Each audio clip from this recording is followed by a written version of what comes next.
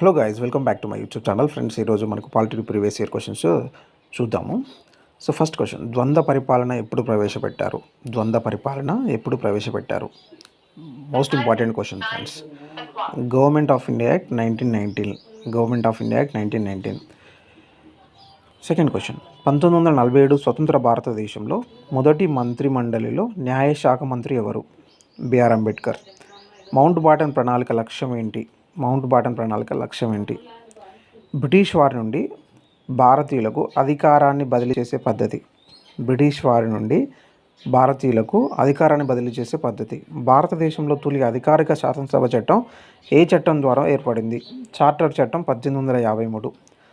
తొలి అధికారిక శాసనసభ ఏ చట్టం ద్వారా అంటే చార్టర్ చట్టం 1853.